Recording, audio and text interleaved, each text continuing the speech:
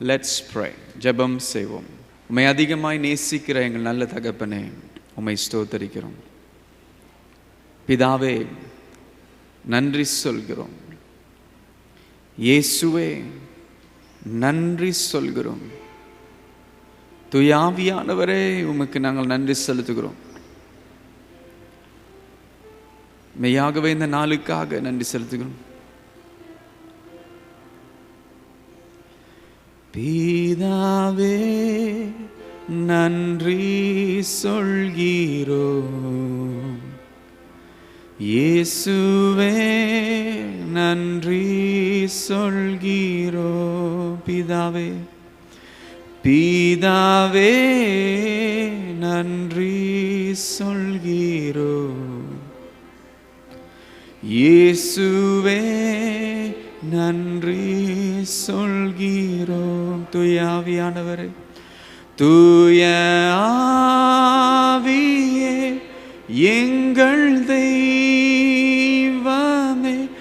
நன்றி சொல்கிறோம்.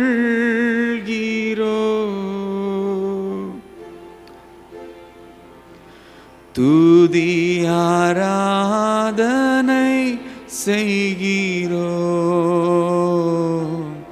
துதி ஆராதனை செய்கிறோம். துதி ஆராதனை, துதி ஆராதனை செய்கிறோம்.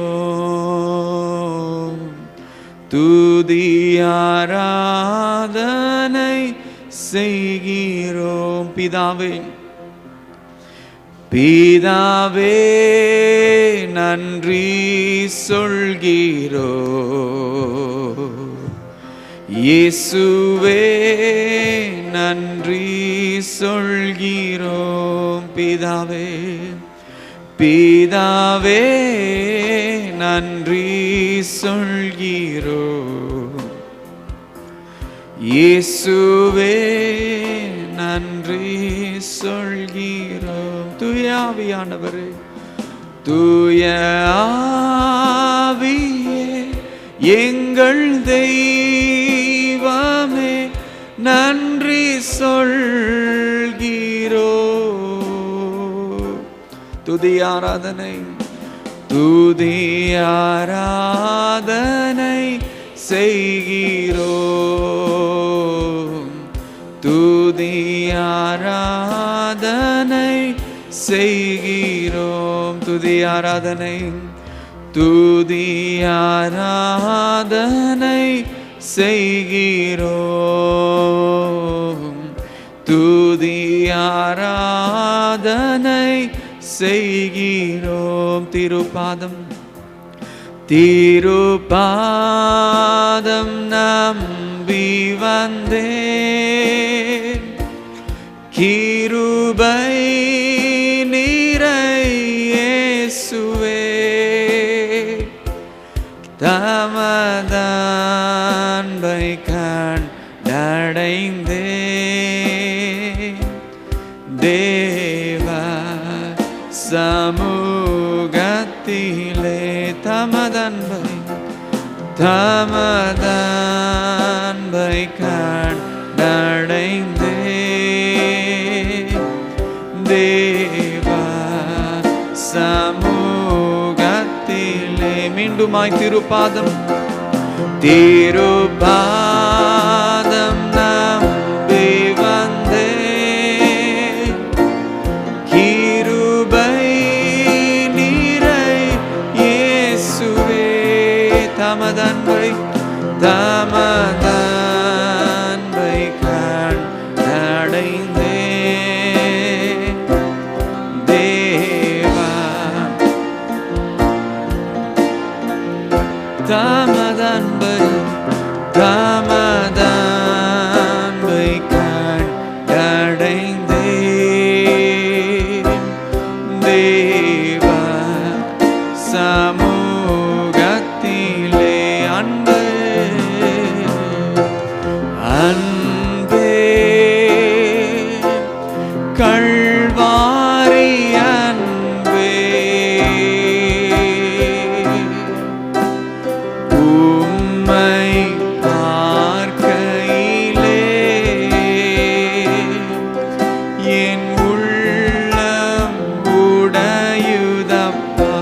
எழுந்து நின்ற வண்ணமாய் சொல்லுவோமா?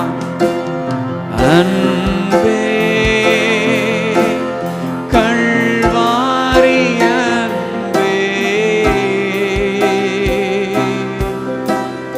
உம்மை பார்க்கையிலே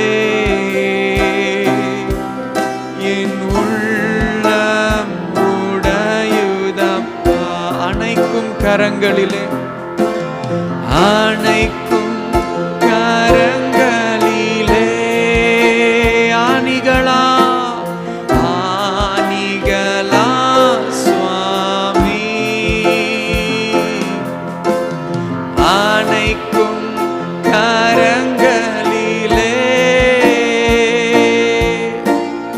ஆணிகளா சுவாமி, நினைத்து பார்க்கையிலே என் உள்ளம் உடையுதப்பா. நினைத்து பார்க்கையிலே, நினைத்து பார்க்கையிலே என் உள்ளம் உடையுதப்பா. அன்பே கல்வாரி அன்பே, உம்மை பார்க்கையிலே என் உள்ளம் உடையுதப்பா. அன்பே கல்வாரி அன்பே, அன்பே கல்வாரி அன்பே, உம்மை பார்க்கையிலே என் உள்ளம் உடையுதப்பா. உம்மை பார்க்கையிலே, உம்மை பார்க்கையிலே என் உள்ளம் உடையுதப்பா. தகப்பனே, பிதாவே, இந்த காலை வேளையில உம்முடைய சத்தத்தை, உம்முடைய சித்தத்தை கேட்க அறிய நாங்கள் வந்திருக்கிறோம். கர்த்தருடைய ஆவியானவர் எங்களுடைய இருதயங்களை ஆயத்தப்படுத்தும். உம்முடைய பிரசன்னத்திற்குள்ளா எங்களை சேர்த்து கொள்ளும், இழுத்து கொள்ளும். உம்முடைய ஜீவ வசனத்தை அறிவது மாத்திரமே அல்ல, அதில் அறிவை மாத்திரம் அல்ல, சத்தியத்தை அறிய, சத்தியம் எங்களை விடுவிக்கத்தக்கதாய் கர்த்தருடைய ஆவியானவர் செயல்படும்படியாய் இயேசு கிறிஸ்துவின் நாமத்தில் ஜெபிக்கிறோம் எங்கள் நல்ல பிதாவே, ஆமென். அமருங்கள். இந்த காலை வேளையிலே கர்த்தருடைய செய்தி கடந்த 2 வாரங்களாய் நாம் தியானித்து வருகிற பகுதியை நாம் தியானிக்கும்படியாக இருக்கிறோம். This morning in the message of the Lord for us, we continue to meditate on the theme that we have been hearing for the last 2 Sundays. The theme of living sacrifices. ஜீவ பலி என்று சொன்ன அந்த தலைப்பிலே நாம் கடந்து செல்லும்படியாக இருக்கிறோம். ஒருவேளை 2 வாரமாய் நான் வரல, மறந்துட்டேன் அப்படின்னு சொல்லுகிறவர்களும் இருக்கலாம். Probably there are some of us who are not able to be with us or who have forgotten what we heard. Allow me to recap. அதை சுருக்கமாய் சொல்ல எனக்கு இந்த நேரத்தை பயன்படுத்தி கொள்கிறேன்.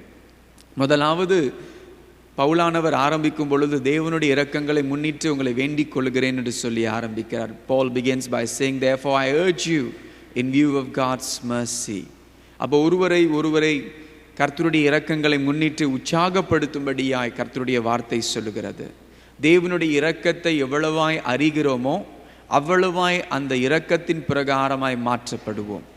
As much as we learn to know and experience God's mercy, so much more we will be transformed by the mercy and the mercy of God. in our lives. And we are called to offer our bodies. நம்முடைய சரீரங்களை ஒப்புக்கொடுக்கும்படியாய் வேத வசனம் நம்மை அழைக்கிறது. முழுமையாய் ஒப்புக்கொடுக்கும்படியாய் கர்த்தருடைய வேதத்தின் வார்த்தையை நாம் கவனிக்கிறோம். ஆனால் எப்படி ஒப்புக்கொடுக்க வேண்டும்? How are we to offer our bodies? Is by offering our bodies as living, holy and pleasing sacrifice to the Lord. கர்த்தருக்கு பரிசுத்தமும் பிரியமுமான ஜீவ பலியாய் ஒப்புக்கொடுக்கும்படியாய் கர்த்தருடைய வேத வசனம் நமக்கு தெளிவாய் கற்றுக் கொடுக்கிறது. அவருக்கு பிரியமாய் இருக்க வேண்டும்.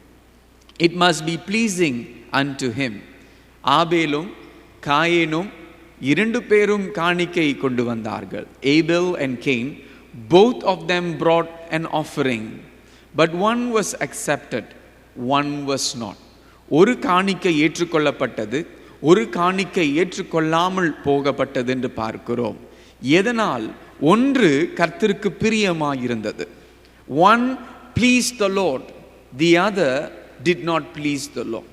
அப்ப நாம் கொடுக்கிறதிலே நாம் கேட்க வேண்டிய முக்கியமான கேள்வி எனக்கு பிடிச்சிருக்கா என்றல்ல. In all our offerings we are not to ask does it please me, does it satisfy me, but much more we are to ask that very important question. இவைகளுக்கு மேலாக ஒரு முக்கியமான கேள்வி என்ன கேட்க வேண்டும் என்றால், இது தேவனுக்கு பிரியமா? Does it please the Lord? அவருக்கு பிரியமானதாய் நாம் கொடுக்கும்படியாக அழைக்கிறோம். இன்றைக்கு நம்முடைய செய்தியினுடைய ஆரம்பத்தில் ஒரு முக்கியமான ஒரு வார்த்தையோடு நாம் ஆரம்பிக்கிறோம். As we begin this message, we begin this with this very important word, ஆராதனை, worship. ஆராதனை என்று சொல்லும் பொழுது இது ஒரு பெரிய ஒரு வார்த்தை. நாம் வித்தியாசமாய் இந்த வார்த்தையை புரிந்து கொள்ளுகிறவர்களாக இருக்கக்கூடும். When we use and say the word worship, each of us will understand the word worship quite different, although we are seated in the same place of worship. ஆராதனைக்குரிய ஒரே இடத்தில் நாம் அமர்ந்திருந்தாலும் ஆராதனைக்கு அர்த்தத்தை நாம் வித்தியாசமாய் புரிந்து கொண்டவர்களாக இருக்கக்கூடியவர்களாக இருக்கிறோம். ஆனால் ஆராதனை என்பது கர்த்தருடைய வேதத்தின் அடிப்படையாய் அவருக்கு பிரியமானது என்னதென்று அறிந்து கொள்வது மிகவும் முக்கியம். It is important to understand worship in the eyes of God, the way God sees it, the way God teaches us through his word. And that is what we find in Romans chapter 12 verse 1. இவைதான் ரோமர் 12ஆம் அதிகாரம் 1ஆம் வசனத்திலே நாம் கவனிக்கிறதாய் இருக்கிறது. நான் ஆங்கிலத்திலே ஒரு முறை வாசிக்கிறேன், தமிழிலே ஒருவர் வாசிக்கும்படியாய் கேட்டுக்கொள்ளப்படுகிறீர்கள். It says here, therefore I urge you brethren, brothers and sisters, by the mercies of God, to offer, to present your bodies as a living and holy sacrifice acceptable to God, which is your spiritual service of worship. வாசியுங்கள். அப்படி இருக்க சகோதரரே, நீங்கள் உங்கள் சரீரங்களை பரிசுத்தமும் தேவனுக்கு பிரியமுமான ஜீவ பலியாக ஒப்பு கொடுக்க வேண்டும் என்று தேவனுடைய இரக்கங்களை முன்னிட்டு உங்களை வேண்டிக் கொள்கிறேன். இதுவே நீங்கள் செய்யத்தக்க புத்தி உள்ள ஆராதனை என்று வேதம் சொல்லுகிறது. So today we look at the fifth point, the last point for this series, a spiritual act of worship. புத்தி உள்ள ஆராதனை, இல்லை ஆங்கில மொழிபெயர்ப்பிலிருந்து கவனிக்க வேண்டும் என்றால் இதுவே நீங்கள் செய்யத்தக்க ஆவிக்குரிய ஆராதனை. புத்தி உள்ள ஆவிக்குரிய ஆராதனை. This is the worship that God is truly seeking. So when we listen to the word worship, ஆராதனை என்ற அந்த வார்த்தை நாம் கேட்ட உடனே ஒரு கேள்வி வருகிறது, ஆராதனை என்றால் என்ன? What is actually worship? How do we understand worship? How do we define worship? ஆராதனை என்று சொல்லும் பொழுது நிறைய வார்த்தைகள் சொல்லக்கூடியதாய் இருக்கிறது. பாரம்பரியமாய் ஆராதிக்கிற ஆராதனை இருக்கிறது. There is the traditional liturgy or traditional way of doing worship. சிலர் ஆராதனை என்று சொல்லும் பொழுது துதி பாடல் ஒரு 2-3 பாடல் பாடுவது அது ஆராதனை என்று நாம் குறிக்கிறோம். There are some of us who understand worship as singing a few songs, and that is worship that we give to God. Some understand worship must have music. ஆராதனை என்று சொல்லும் பொழுது இசை கருவி இருக்க வேண்டும், இசை இருக்க வேண்டும், அதை ஆராதிக்க வேண்டும். So we understand worship differently. வெவ்வேறு சபைகளுக்கு போகும் பொழுது வித்தியாசமான ஆராதனைகளை பார்க்கிறோம். When we go to different churches, we find different forms or different styles of worship. கரங்களை உயர்த்தி ஆராதிப்பது, இல்ல முழங்கால் படியிட்டு ஆராதிப்பது. Some raise their hands in worship, some kneel in worship. What is worship? How do we understand and how can we learn to worship God better? As much as we have our different opinions of worship, நம்முடைய ஆராதனை காரியங்களை குறித்து வித்தியாசமான அபிப்பிராயங்கள் இருந்தாலும் தேவன் எதிர்பார்க்கிற ஆராதனை என்னது எப்படி என்றது வேதம் நமக்கு தெளிவாய் கற்றுக் கொடுக்கிறது. What kind of worship does God truly desire from us is revealed in the Holy Scriptures, particularly in John chapter 4 verse 24. யோவான் 4ஆம் அதிகாரம் 24ஆம் வசனத்தை வாசிக்கும் பொழுது வேதம் நமக்கு தெளிவாய் சத்தியமாய் கற்றுக் கொடுக்கிற வார்த்தையை நாம் கவனிப்போம். That God is spirit. தேவன் ஆவியாகவே இருக்கிறார். அவரை தொழுது கொள்ளுகிறவர்கள் ஆவியோடும் உண்மையோடும் அவரை தொழுது கொள்ள வேண்டும். God is spirit, and those who worship him must worship him in spirit and in truth. That is the expectation on the side of God. தேவனிடத்திலிருந்து இருக்கிற ஆவிக்குரிய எதிர்பார்ப்பு, ஆராதனைக்குரிய எதிர்பார்ப்பு இதுதான். Are we meeting his expectation? அவருடைய எதிர்பார்ப்பை நாம் நிறைவேற்றுகிறோமா? அவருடைய எதிர்பார்ப்பை நாம் அடைகிறோமா? இது முக்கியமான ஒரு கேள்வி. It's a very important question that we have to ask ourselves. Look at all the worship that we offer. நம்முடைய ஆராதனை எல்லாம் கவனிப்போம். அது அவருக்கு ஏற்றதாய் பிரியமாய் ஆவிக்குரிய ஆராதனை ஆயிருக்கிறதா? இல்லை சில நேரத்தில் உதாரணமாய் நாம் பாடுகிற பாடல்கள். As an example, let me just illustrate the songs that we sing, especially songs which are already familiar. குறிப்பிட்ட வகையில் நமக்கு பழக்கமான பாடல்கள் என்று சொல்லும் பொழுது உதாரணத்திற்கு முதல்ல பாடணும், திருப்பாதம் நம்பி வந்தேன் கிருபை நீரை இயேசுவே. இதை நான் 30-40 வருஷமா பாடியிருப்போங்களா? அது மனப்பாடமா உள்ளத்தில் அப்படியே அடங்கி இருக்கும். அடங்கி இருக்கிறதுனால வாய் வார்த்தை பாடும், உள்ளம் எண்ணம் எங்கேயோ இருக்கும். There are sometimes that songs that which are so familiar to us, our words, our mouth is singing those songs, but our hearts and our thoughts are somewhere else. It is just floating around thinking about something else. It is not spiritual.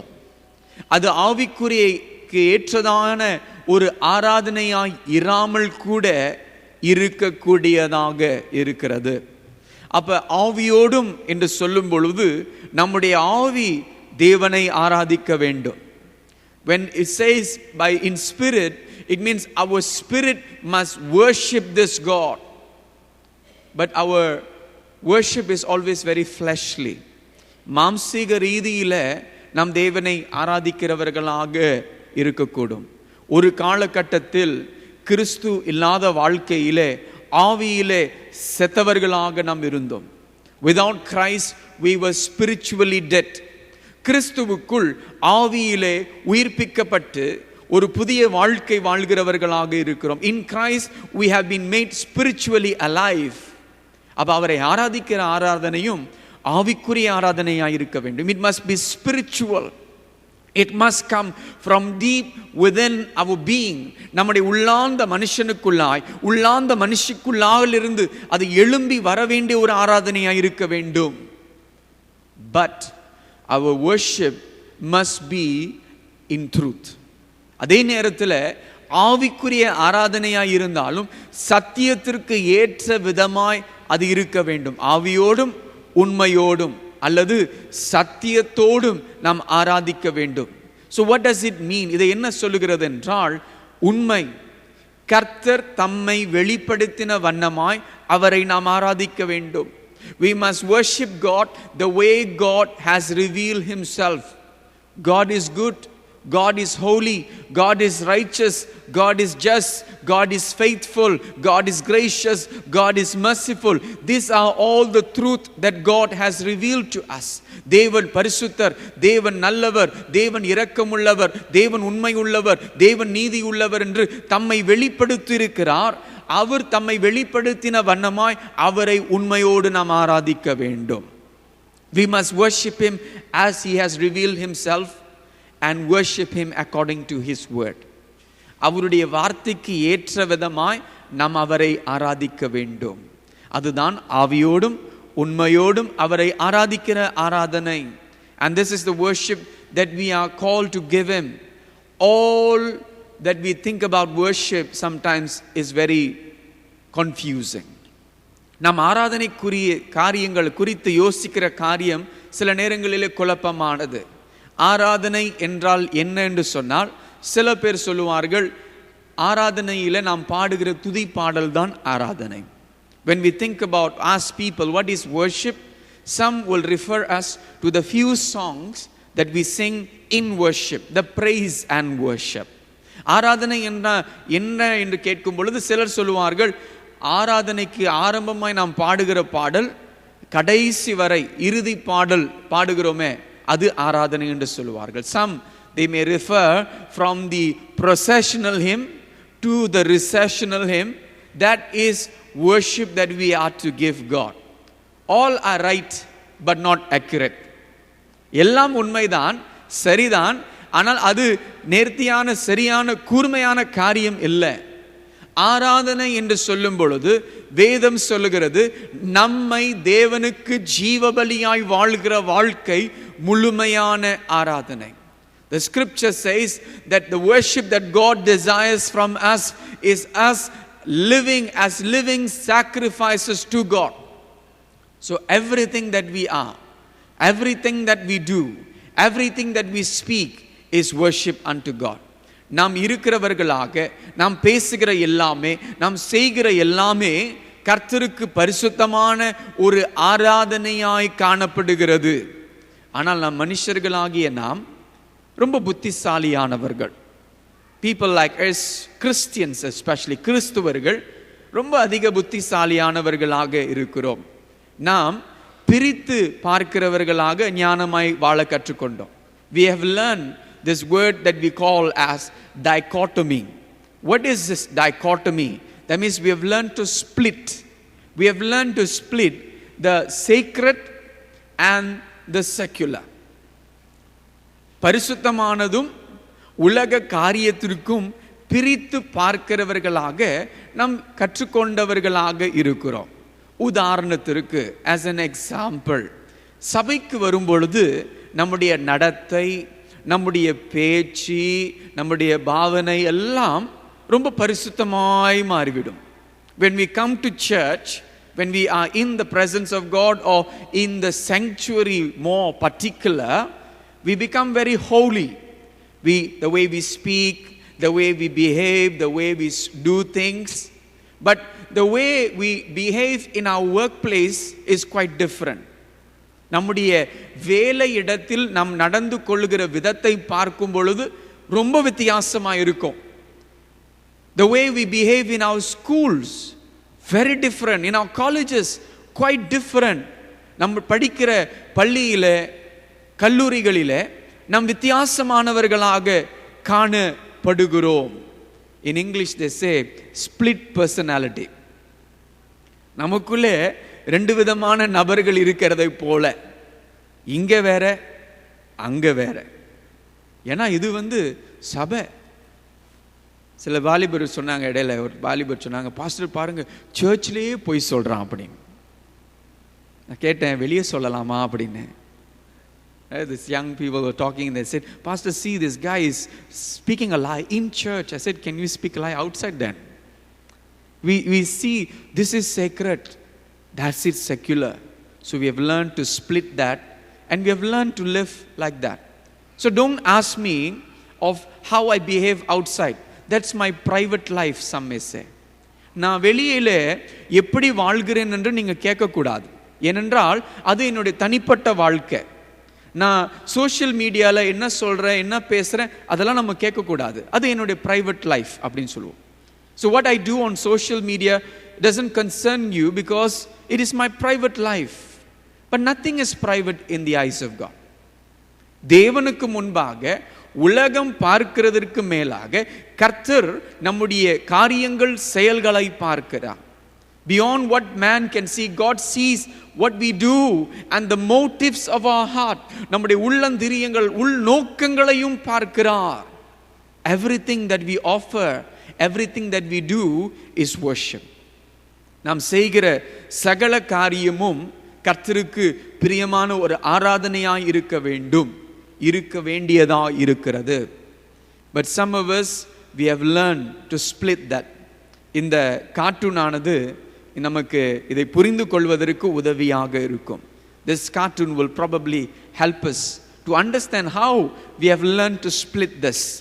And here is a lady, she says, Bible study, check, done. Then she says, prayer time, check, done. Then Sunday church, check. All of you can check also, done. All right? நம்ம இந்த சகோதரியை பார்க்கும் பொழுது அவங்க சொல்றாங்க, வேதத்தை அறிவது, வேத கல்வி என்று சொல்லும் பொழுது செய்துட்டேன், ஜெபம் செய்துட்டேன், சபைக்கு வந்துட்டேன். நீங்களும் எல்லாரும் நம்மளால சேர்ந்து சொல்லிடலாம், ஓகே வந்துட்டேன். அப்பா, என் கடமை, என் பொறுப்பு, என் ஆவிக்குரிய பொறுப்பு முடிஞ்சிருச்சு என்று சொல்லு. So she says, wow, phew, glad I got those out of the way so that I can get on with my day.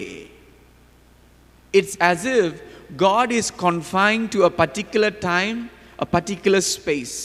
ஒரு குறிப்பிட்ட நேரத்திற்குள்ளாக, ஒரு குறிப்பிட்ட பகுதிக்குள்ளாக மாத்திரமே தேவன் காணப்படுகிறார். மற்ற நேரங்களிலே அவர் காணப்படவில்லை. God is not present in other parts of our life, in other sections of our life. We keep him. In another word that I want to use here is what we do well, compartmentalize. கர்த்தரை ஒரு குறிப்பிட்ட இடத்திற்குள்ளாக அவரை அடைத்து வைத்து மற்ற இடங்களிலே நம்முடைய வாழ்க்கையை நாம் ஓட்டிக் கொண்டிருக்கிறோம். We live our lives the way we want. So we have a compartment or room in our life for work. வேலைக்கென்று ஒரு பகுதி இருக்கிறது. Then we have another compartment called public. பொது ஆன ஒரு காரியத்திற்கு ஒரு பகுதி இருக்கிறது. Then we have another compartment called family. குடும்பத்திற்கென்று ஒரு பகுதி இருக்கிறது. And then there is a compartment just for God. God, church, that's another area. All this don't mix. God is within a confined space in our life.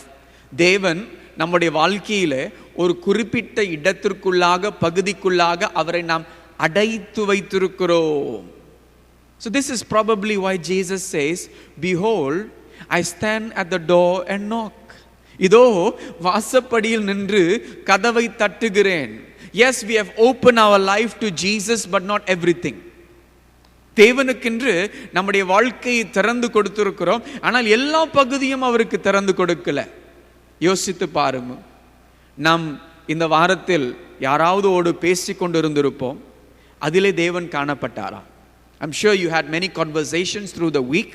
In that conversation was God present? Traffic ஜாம்ல நிச்சயமா மாட்டியிருப்பீங்க இந்த வாரம். ஏன்னா ராயாலா முடிஞ்சிருச்சு. Traffic ஜாம்ல மாட்டி வந்து கொண்டிருக்கும் பொழுது அந்த டிராஃபிக் ஜாம்ல தேவன் உங்களுக்கு காணப்பட்டாரா? In the traffic jam that you were caught in, we're just after Raya holidays, we are back to the normal in that sense in KL. Did you find God in the traffic jam? I'm sure some of us may have had some minor arguments or big arguments in the past week. Was God found in that argument?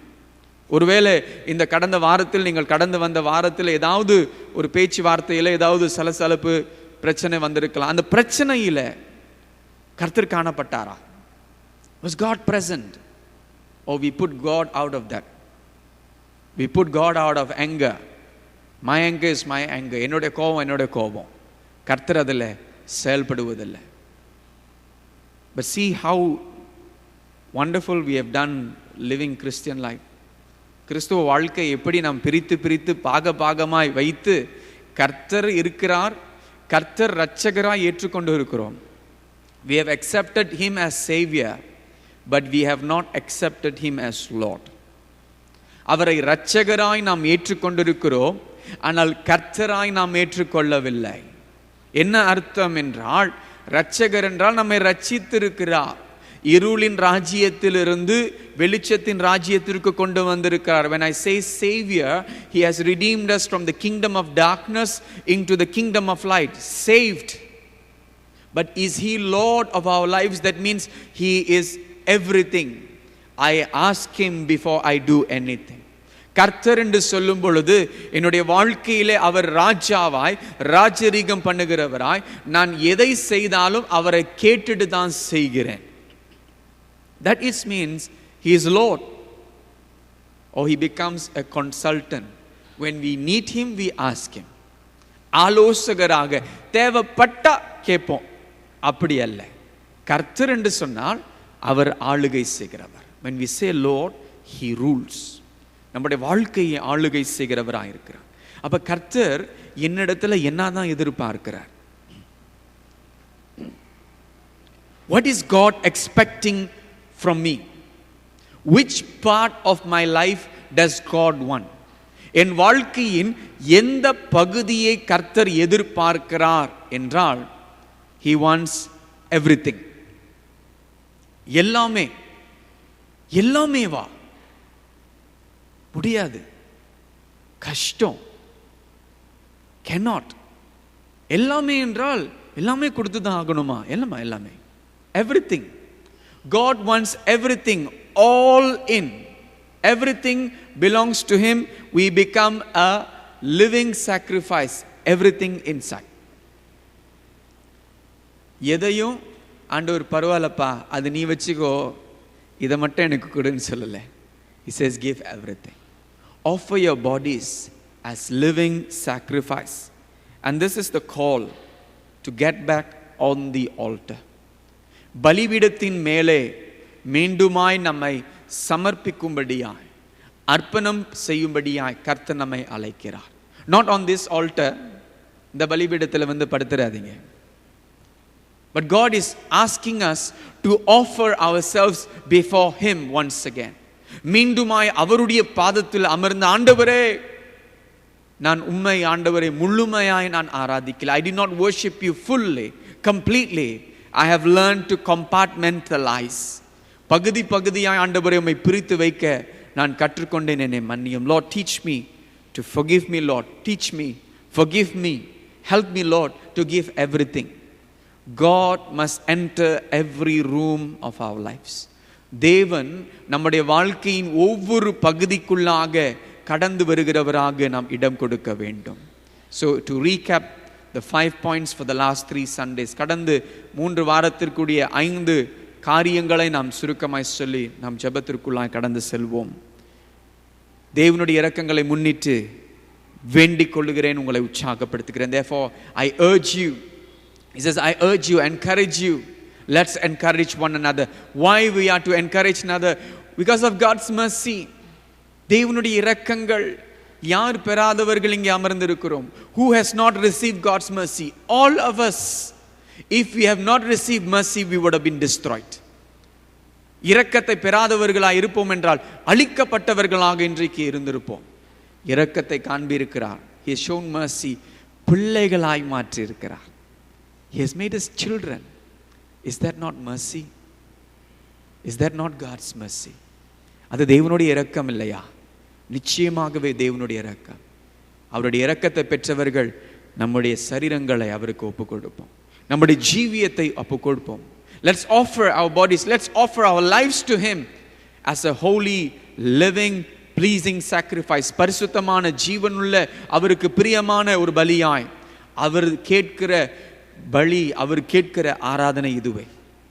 This is the worship that God wants from us.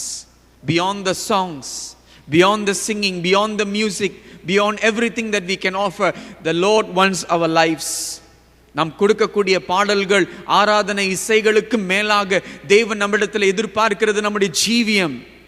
அந்த ஜீவியத்தை கர்த்தருக்கென்று நாம் ஒப்பு கொடுப்போமாக. அப்படி நாம் எழுந்து நிற்போம். Let's stand.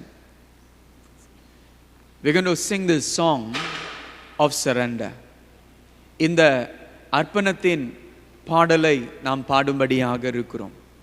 என் ஆத்மாவும் சரீரமும். You can still sing with your lips, but let's sing with our hearts.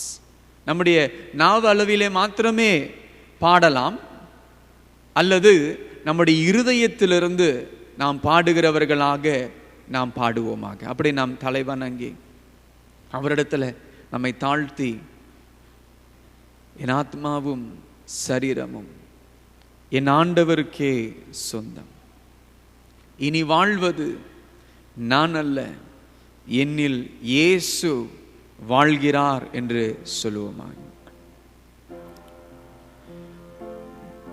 என் ஆத்மாவும் சரீரமும்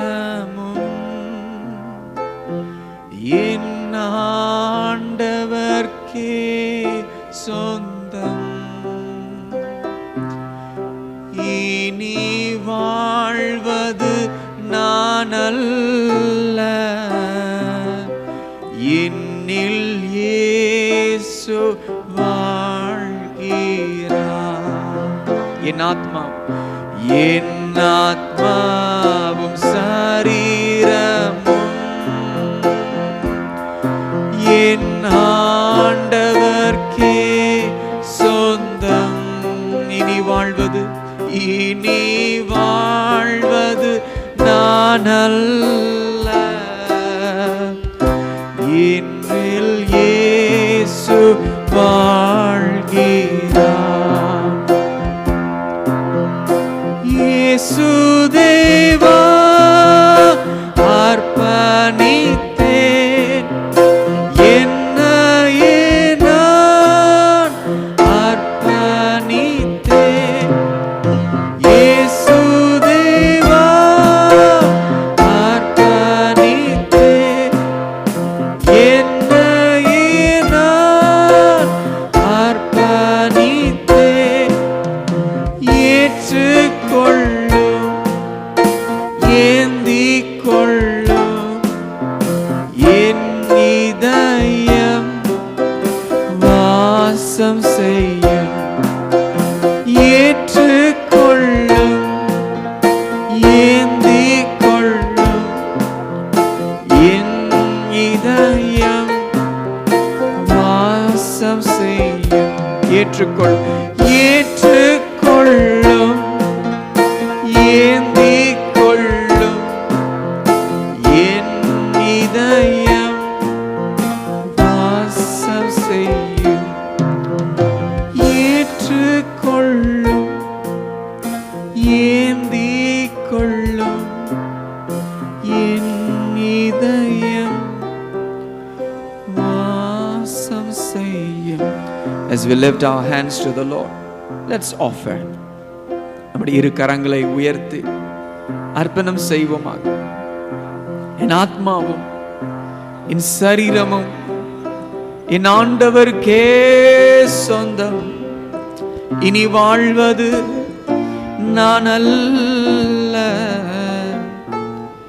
என்னில் இயேசு வாழ்கிறார்.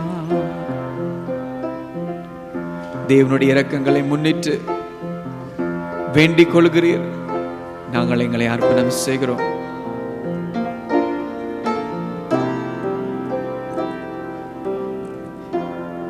இயேசுதேவா அர்ப்பணிக்கிறோம் ஆண்டவரே. எங்களை நாங்கள் அர்ப்பணம் செய்கிறோம். இனி வாழ்வது நாங்கள் அல்ல, மெய்யாகவே நீர் வாழ்கிறீர். Lord, as we lift our hands, we offer our bodies, we offer our lives to you. எங்களுடைய சரீரத்தை, எங்களுடைய ஜீவியத்தை உமக்கென்று ஒப்புக் கொடுக்கிறோம். பரிசுத்த ஆவியானவர் ஏற்ற ஆராதனையை அர்ப்பணிக்க எங்களுக்கு கிருபை செய்யும். Lord, teach us to give you worship that is due unto your holy name. We surrender, we submit completely to you. முழுமையாய் அர்ப்பணம் செய்கிறோம். இனி வாழ்வது நான் அல்ல, என்னில் இயேசு வாழ்கிறார். இன்னொரு முறை, இனி வாழ்வது நான் அல்ல, என்னில் இயேசு வாழ்கிறார்.